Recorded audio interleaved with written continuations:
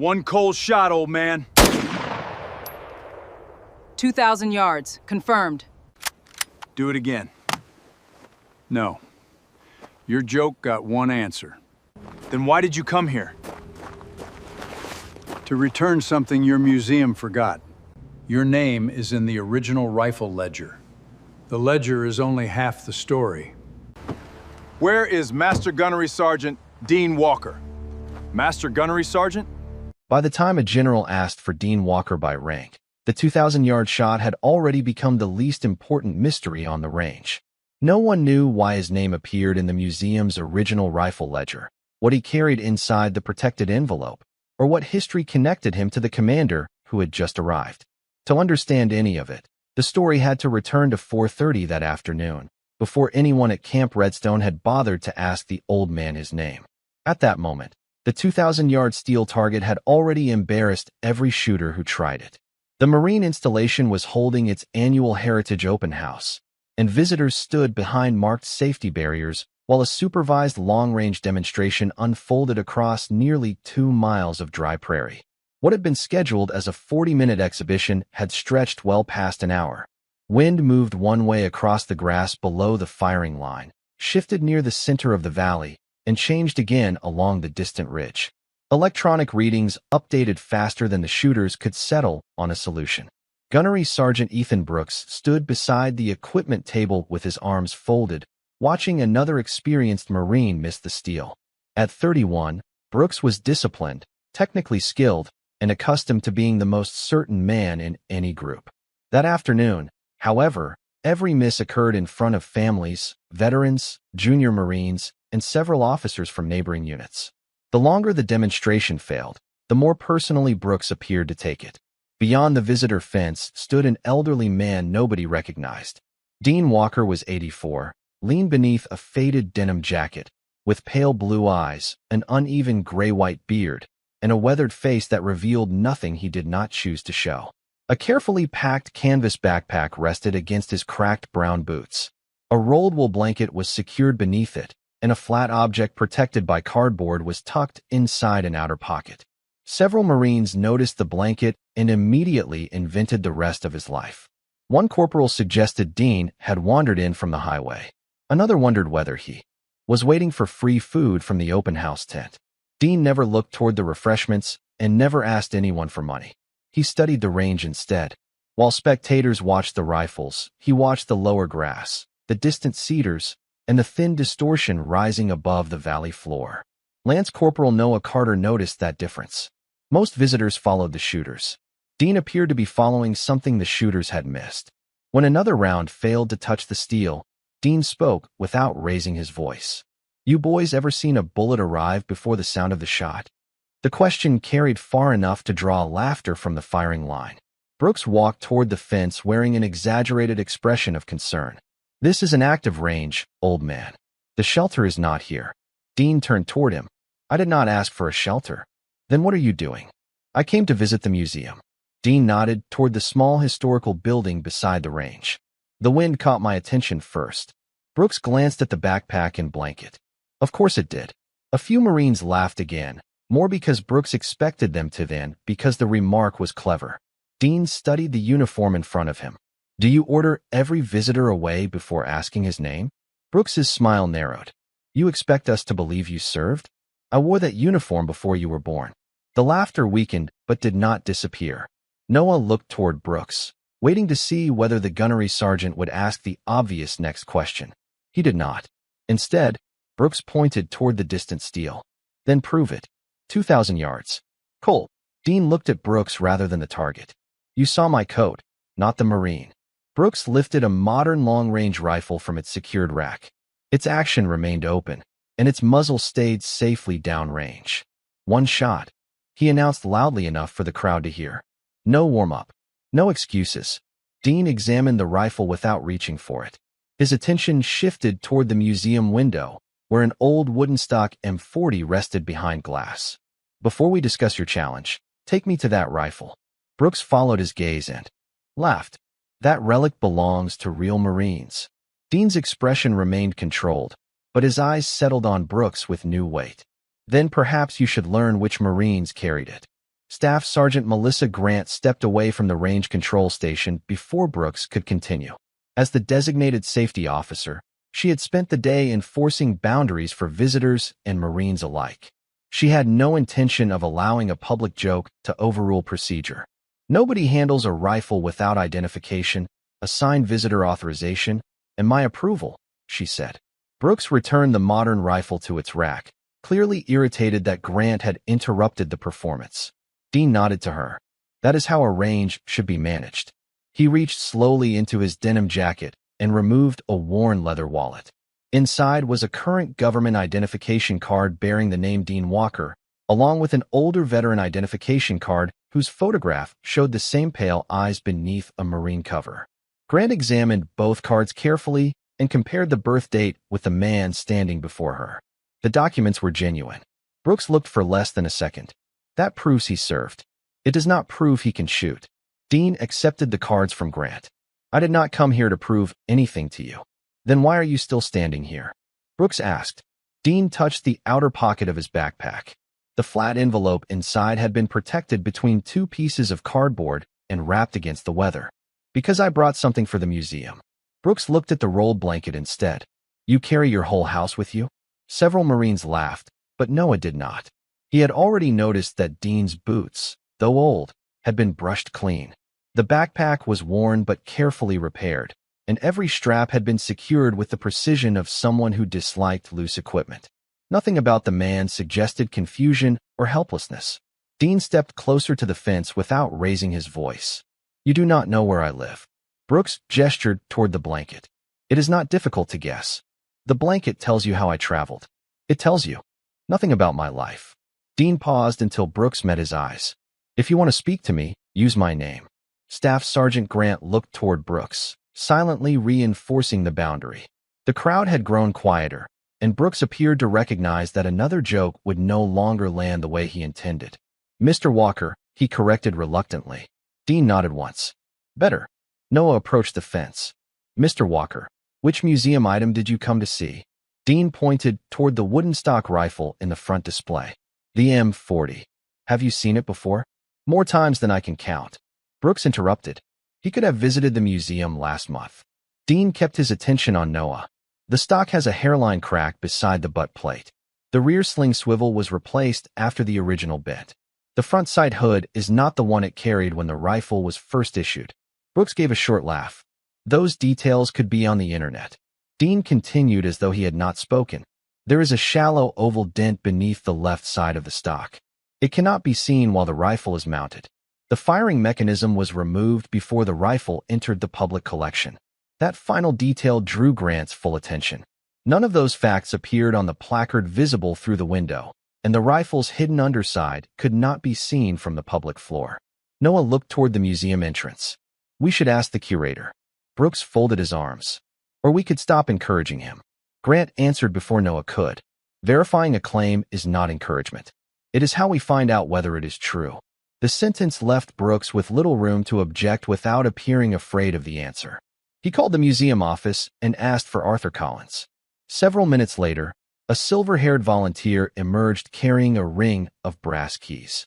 Collins had expected a question about closing time. Instead, he found an elderly traveler, a frustrated gunnery sergeant, a safety officer, and a growing circle of Marines waiting to discover whether a stranger knew secrets hidden behind museum glass. Arthur Collins had retired from the Marines 16 years earlier and now spent 3 afternoons each week maintaining Camp Redstone's historical collection. He listened as Brooks summarized the situation in a tone that made Dean sound like an inconvenience who had delayed an already troubled demonstration. Collins ignored the tone and addressed the visitor directly. Which rifle are you asking about, sir? The M40 in the front case. Collins unlocked the museum and led the group inside. The shift from prairie wind to the stillness of the building seemed to lower every voice. Dean did not wander toward the uniforms, maps, or framed commendations. He walked directly to the wooden stock rifle. A small placard identified Staff Sergeant Thomas Hale as a former custodian, but offered little beyond dates and a brief note about training service. Collins opened the outer display case while leaving the inert weapon secured inside its support. You said there is a crack near the butt plate? Dean nodded. A hairline crack on the right side. It widens slightly beneath the upper screw. Wearing archival gloves, Collins used a small inspection light. The mark appeared exactly where Dean had described it. The rear sling swivel is newer than the front one, Dean continued. Collins checked the accession record. That detail was also correct. Brooks shifted his weight. A former employee could have told him. Dean leaned slightly toward the glass. There is a shallow oval dent beneath the left side of the stock. It cannot be seen while the rifle is mounted. Collins hesitated before carefully rotating the support. The hidden dent appeared beneath the walnut. Brooks stopped smiling. How did you know that? Collins asked. Dean's eyes remained on the rifle. Thomas Hale knocked it against the corner of a wooden crate during a training exercise in North Carolina. He spent the rest of the afternoon pretending he was worried about the rifle instead of admitting the entire class had seen him stumble. A restrained warmth entered Dean's voice. He polished the mark for a week. It never disappeared. Collins remembered Thomas's name from the museum file, but the paperwork contained no story about the dent. You knew Staff Sergeant Hale? He was my spotter, my instructor when I needed one, and my friend when I deserved one. For a moment, Dean appeared to see the younger man rather than the rifle. The memory was not of battle. It was of an early morning training field, damp pine air, 2 cups of terrible coffee, and Thomas refusing to let a difficult lesson become a reason to humiliate a young Marine. Dean had carried that manner of teaching longer than he had carried any weapon. Brooks broke the silence. A good memory still does not prove you can hit anything today. Dean finally looked away from the display. I never asked to fire this rifle. Brooks frowned. You told us to bring you to it. Because you said it belonged to real Marines. I wanted you to understand that it belonged to Thomas before it belonged to this museum. Collins studied Dean more carefully. And you? Dean answered without pride. For a time, it belonged to both of us. Staff Sergeant Grant inspected the museum record and confirmed the firing mechanism had been removed years earlier. This rifle stays in the case, she said. Dean nodded. It has earned its rest. Brooks looked through the window toward the range. His challenge had begun as a joke, but backing away now would force him to admit the old man had unsettled him. Then use the modern rifle. One cold shot. Let us settle whether experience still matters. Dean faced him. What exactly are we settling? Whether you can do what you implied. And when it is over? Brooks spread his hands. If you hit the target, I admit I was wrong. Not enough. Brooks's eyebrows rose. Dean continued. If I take the shot, you stop using a man's clothes, age, or living circumstances as entertainment for your Marines. Not only today. After I leave. The museum fell quiet. Grant looked toward Brooks, while Noah watched the junior Marines who had laughed. They were now waiting for their gunnery sergeant to decide whether his pride was worth defending. Agreed, Brooks said at last. Dean removed the protected envelope from his backpack and handed it to Collins. Keep this here until I return. Collins felt a rigid notebook and several sheets of paper beneath the wrapping. What is inside? Dean glanced toward Thomas Hale's name on the display. Something that has taken a long time to come home. Staff Sergeant Grant conducted the complete visitor safety review herself. The open house allowed a limited number of pre-approved guest demonstrations, but no exception could be invented at the firing line. Dean listened to every instruction, repeated each requirement, completed the authorization, and waited until the range was formally cleared. He never behaved as though experience placed him above procedure. No one noticed that immediately. Men who exaggerated their past often attempted to prove familiarity by skipping rules.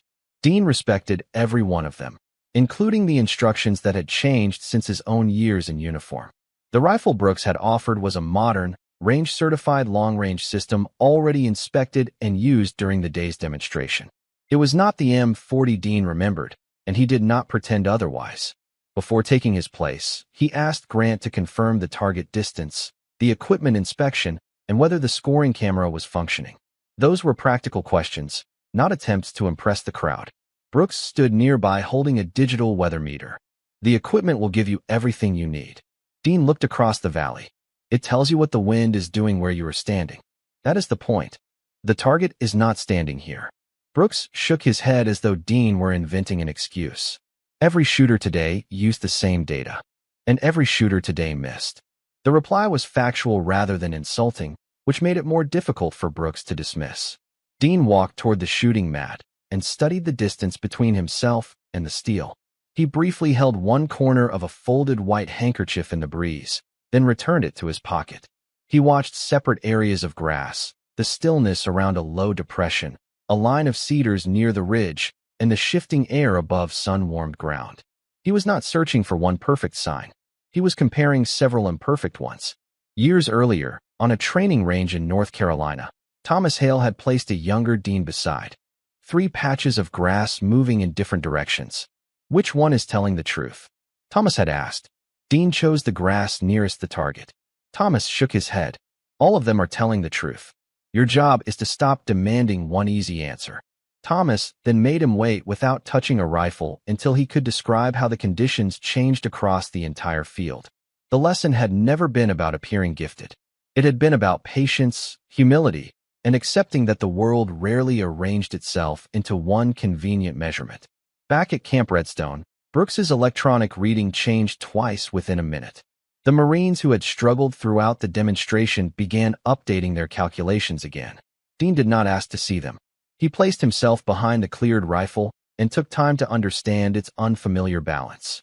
His hands moved carefully, without pretending decades had not passed since he last trained regularly. Grant watched for any sign that age or unfamiliarity made the attempt unsafe. She saw none. Brooks leaned closer to the boundary line. Having second thoughts? Dean adjusted his position beside the mat. No, then what are you waiting for? For the valley to finish arguing with itself. One corporal smiled, but nobody laughed. Noah noticed Dean occasionally lift his eye from the optic and study the space between firing line and ridge. The old veteran never looked toward the spectators or searched their faces for approval. He was not performing for Brooks. He was solving the problem Brooks had placed in front of him. The breeze nearest the firing line remained inconsistent, but movement farther downrange gradually began to align. A section of heat shimmer that had been drifting sideways flattened for several seconds before forming again. Dean's breathing slowed. Brooks checked his meter once more. The reading changed. Dean kept his attention downrange. I know. Do you need another minute? No. Staff Sergeant Grant raised one hand, closing the firing line to all conversation. The crowd behind the barrier grew still. For the first time that afternoon, the Marines were no longer waiting for an old man to embarrass himself. They were waiting to discover whether the patience they had mocked had shown him something their equipment could not explain alone. Dean remained still long enough for impatience to become uncertainty. Brooks opened his mouth, but Staff Sergeant Grant stopped him with a glance. Until the attempt was complete, the firing position belonged to the shooter. Dean watched the distant air for one final moment and settled behind the optic. There was no announcement, no whispered calculation, and no last-second speech. When the conditions he had been waiting for arrived, he pressed the trigger. The rifle's report traveled across the open range. Dean maintained his position while the shot crossed the empty distance toward the steel target. Spectators instinctively looked at the electronic monitor, but the display remained unchanged. 1 second passed, then another. A corporal who had laughed earlier shifted his weight as though preparing to make another remark. Noah raised his observation binoculars but could not yet distinguish a new mark. Several seconds after the shot, a faint metallic ring returned from the far hillside. It was thin enough to be nearly swallowed by the wind, yet every Marine recognized it. The electronic scoring monitor updated a moment later. A fresh impact had appeared inside the central section of the target. Noah adjusted the binoculars and found a bright mark against the newly painted steel. Impact confirmed, Staff Sergeant Grant announced. She examined the electronic record, checked the independent camera feed, and asked the range technician to replay the moment. First round, 2,000 yards. The words removed every trace of amusement from the firing line. Brooks stared at the screen. Could the sensor have registered an earlier impact? Grant turned the time-stamped camera image toward him. The target was repainted this morning. The feed shows this shot arriving. The result is confirmed. One of the experienced marksmen stepped closer to the monitor. He was not angry with Dean. He appeared to be replaying his own failed attempt and wondering what the old man had understood differently. Another Marine looked from the impact to the handkerchief still folded in Dean's pocket. The objects had not changed, but their assumptions had. Dean opened the rifle's action and completed Grant's clearing procedure before leaving the mat. He did not raise his hands, smile at the crowd, or look toward Brooks for approval. He removed the hearing protection and returned it to Grant. "Thank you for maintaining a safe line. Thank you for respecting it," she answered. Her words carried far enough for the junior Marines to hear. Brooks finally found his voice. "One shot can still be luck." Dean looked at him. "It can." The agreement surprised Brooks. "Then take another." "No, why not? If you can repeat it, nobody can question you." Dean brushed the dust from one knee. "I am not responsible for removing every question you choose to keep." He nodded toward the target. "Your joke only needed one answer." Brooks looked toward the Marines who had followed his example. They were now watching him as closely as they had watched Dean. The authority Brooks carried had not disappeared, but its moral weight had shifted. If he continued demanding proof after the range had confirmed the shot, the issue would no longer be Dean's ability. It would be Brooks's refusal to accept an answer that threatened his pride. Grant closed the guest firing position and recorded the result in the demonstration log. The range technician saved the camera footage as part of the day's official record. Dean returned the cleared rifle to the equipment table under supervision. His hands did not linger on it. The shot had been extraordinary, but it was not the reason he had come to Camp Redstone. He looked toward the museum, where the old M40 remained behind glass and Arthur Collins held the protected envelope. Noah lowered the binoculars. The mark on the steel suddenly seemed less important than Dean's refusal to perform again. Dean collected his backpack and secured the rolled blanket beneath it. "Mr. Collins still has something of mine," he said. Then he walked toward the museum, leaving Brooks beside a target that could no longer measure the man walking away. Arthur Collins stood behind the museum desk with Dean's envelope on one side and the original accession ledger open on the other. While Dean had been at the firing line, Collins had searched the historical files connected to the M40. The public placard identified Thomas Hale, but the internal record contained a second name, Dean Walker. According to the ledger, Thomas's family had donated the rifle under conditions arranged by Dean.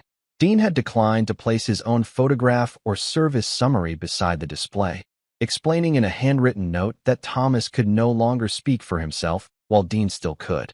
Collins found a second note added years later by William Harrington, then a colonel at Camp Redstone. It asked future curators to contact his office if Dean ever returned with additional material from the Hale family. The request was not a secret national directive. It was the promise of a former student who had spent years hoping to thank an instructor who avoided ceremonies. Noah arrived before Dean entered the building. "Why would the commander want to know?" he asked. Collins showed him Harrington's signature and date. It appears they knew each other.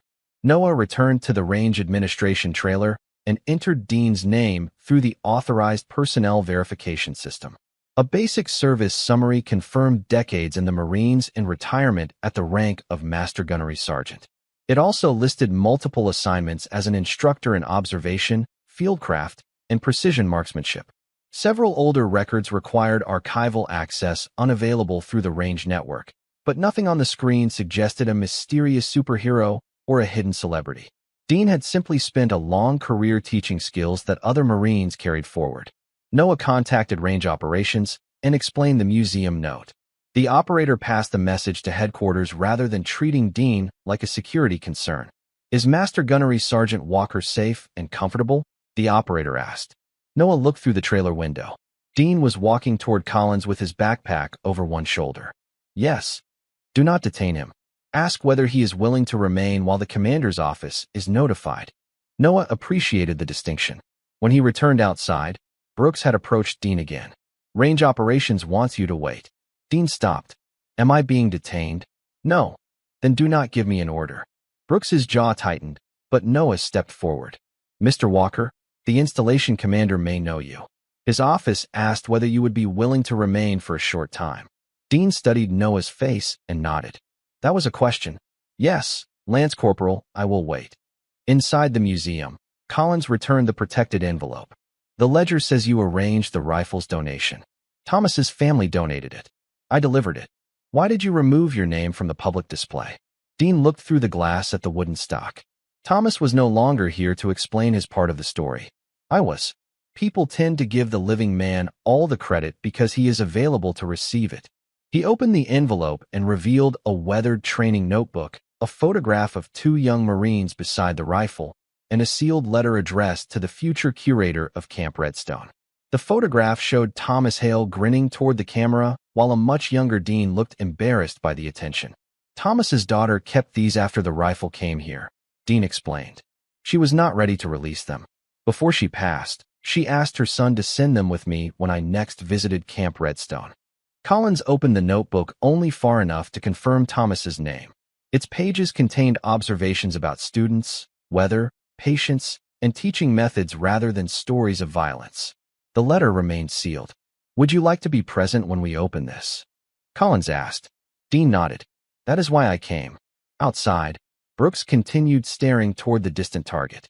Inside, Noah studied the retired instructor whose arrival had reached headquarters through an old promise, not a classified legend. The shot had answered whether Dean still possessed his skill. The museum record opened a more compelling question.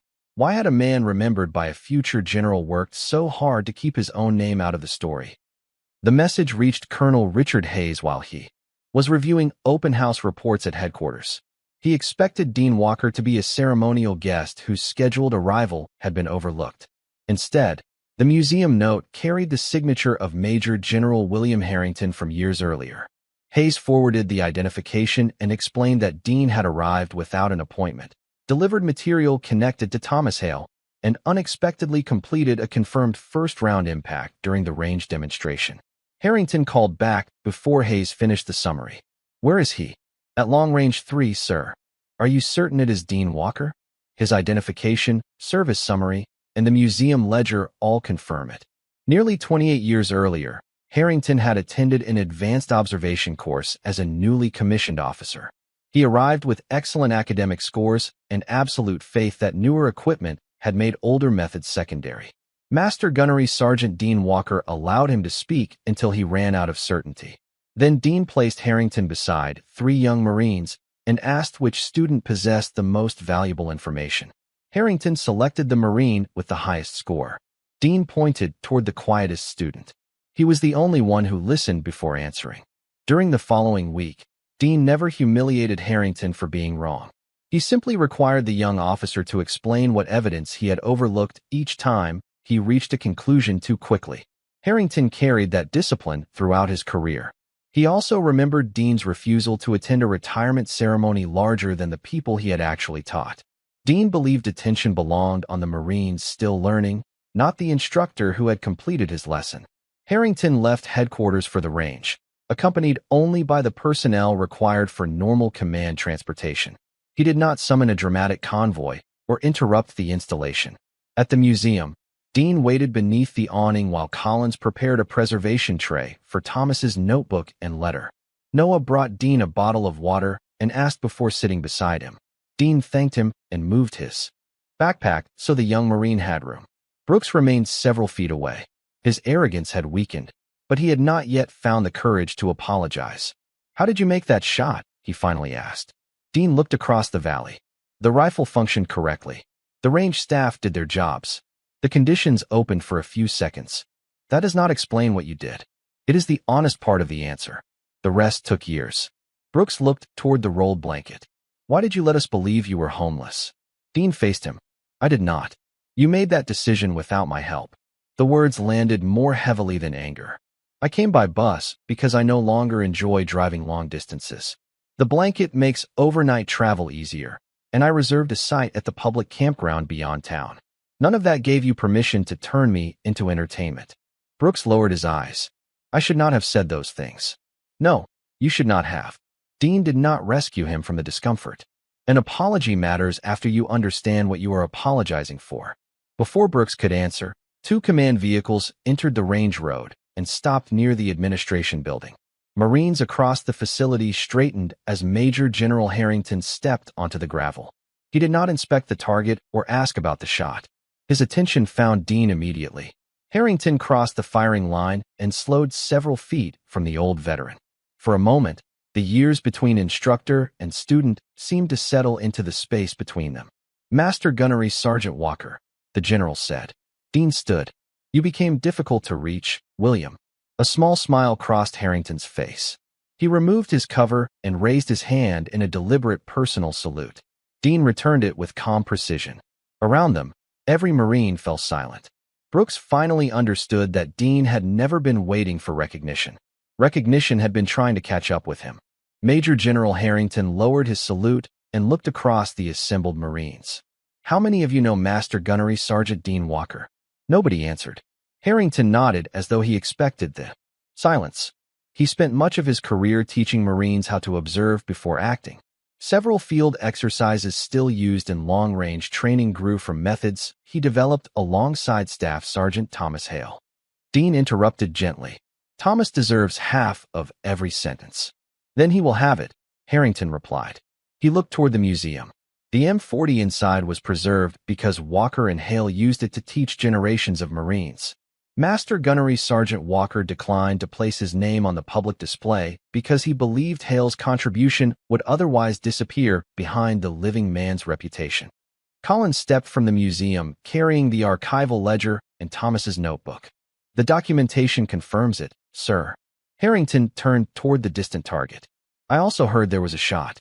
Brooks straightened. "Yes, sir." I challenged him. "Why?" Brooks hesitated. Every explanation now sounded exactly like what it had been. I judged him by his appearance. Harrington's voice remained controlled. "Did you verify his identity before treating him as a problem?" "No, sir." "Did he threaten anyone?" "No, sir." "Did he violate a visitor rule?" "No, sir." "Did he ask you for money, food, or special treatment?" Brooks's answer came more quietly. "No, sir." Harrington allowed the silence to remain long enough for the junior Marines to understand that the questions concerned their behavior as well. Dean stepped into the conversation before it became a public spectacle. "General, there is another point." Harrington turned toward him. Dean faced the assembled Marines. "You are about to be told that I deserved respect because of my record. That is not the lesson." Brooks looked up. "My service explains why I recognize the rifle.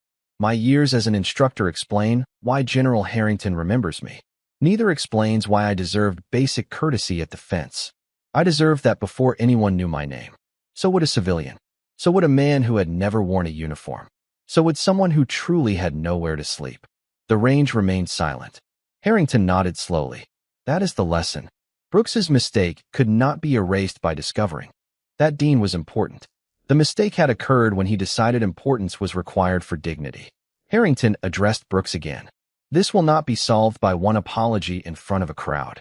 You will review how visitors were treated today, including the example set for junior Marines. Staff Sergeant Grant will provide an independent account. The purpose is correction, not theater." "Yes, sir," Brooks answered. The consequence was quieter than immediate public punishment, but more meaningful. Brooks would have to examine the culture he had encouraged rather than accept humiliation as payment for humiliation. Collins brought Thomas's notebook, photograph, and sealed letter forward. With Dean's permission, he opened the letter. Thomas had written to future instructors, asking them to remember that technical skill without patience became arrogance, and authority without curiosity became blindness. The words felt uncomfortably precise in the afternoon's silence, though they had been written decades earlier. Collins looked toward Dean. "Will you allow the museum to add your name to the display?" Dean studied the photograph of the two young Marines. "Add Thomas's complete story. Put my name wherever it helps explain his. Do not make either of us larger than the lesson." Harrington smiled. "That sounds like the instructor I remember." Brooks stepped forward without the protection of a joke or an order. His posture remained straight, but the confidence in his voice had been replaced by honesty. "Mr. Walker, may I speak with you?" Dean turned toward him. "You may." The Marines who had laughed remained close enough to hear. Brooks understood that an apology delivered privately would protect his pride, while one delivered here might begin repairing the example he had set. Brooks stood before Dean and spoke without attempting to defend himself. "I owe you more than an apology for the words I used. I saw the blanket, the old clothes, and the backpack. I decided what kind of man you were before you spoke. Then I used my rank to encourage everyone else to follow that decision." Several Marines lowered their eyes. Brooks looked toward them rather than pretending the mistake belonged to him alone. "I turned disrespect into entertainment, and I made it harder for anyone junior to me to object." Dean studied him for several seconds. "What will you do differently tomorrow?" Brooks did not offer a slogan. I will correct the visitor briefing. I will speak to every Marine who is on this line. I will ask Staff Sergeant Grant to review the changes, and I will make it clear that anyone can stop me when I reach a conclusion before checking the facts. He glanced toward Noah, especially the Marines who stayed quiet today. Noah met his eyes. A faint smile touched Major General Harrington's face, but Dean remained serious. Then the apology has somewhere to go. He did not claim the humiliation no longer mattered. It had mattered. Forgiveness did not require pretending otherwise. It required Brooks to change what happened the next time someone unfamiliar appeared at the gate. Staff Sergeant Grant asked whether Dean wanted the confirmed shot entered into the range's ceremonial record. Dean shook his head. Record the staff who inspected the equipment and operated the safe line. The rest can remain on the steel until someone paints over it. Noah smiled. Nobody outside this range is going to believe us. That has never stopped a good story, Dean replied. Several younger Marines asked whether he would take another shot before leaving. Dean refused. The first one answered a bad assumption. A second would only feed my pride. Instead, he invited them to look through the museum window at Thomas Hale's notebook. If you remember anything from today, remember that he taught before anyone thought to record his name. Inside, Collins placed the notebook, photograph, and letter on a temporary archival table beside the secured M40. Dean stood before the display and placed 2 fingers against the outside of the glass above the hidden dent. "You made it home," he whispered. The words were for Thomas, but Noah heard them and finally understood why Dean had traveled with the envelope protected more carefully than anything else in his backpack. Harrington offered Dean a ride to the campground. Dean accepted on one condition. "Let Lance, Corporal Carter, come with us." Noah looked surprised. "Why me?" "Because you listened before everyone else knew there was something worth hearing." As Dean adjusted his backpack, Brooks began to call the Marines to attention, then stopped himself before issuing the order. One by one, they raised their hands in salute voluntarily. Dean looked across the line of young faces and returned the gesture. The evening light stretched across the gravel as he walked toward the command vehicle with Harrington and Noah. The 2,000-yard target was repainted the following week.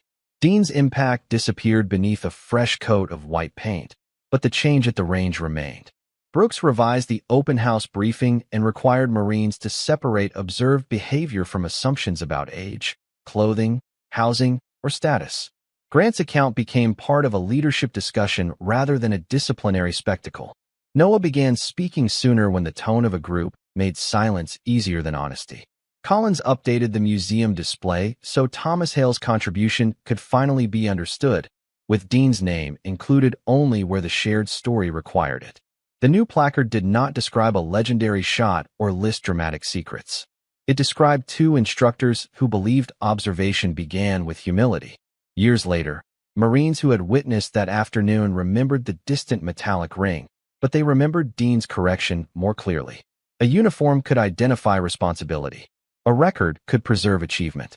Neither could measure the value of the person standing in front of them. That judgment began with how they chose to see him before they knew anything at all.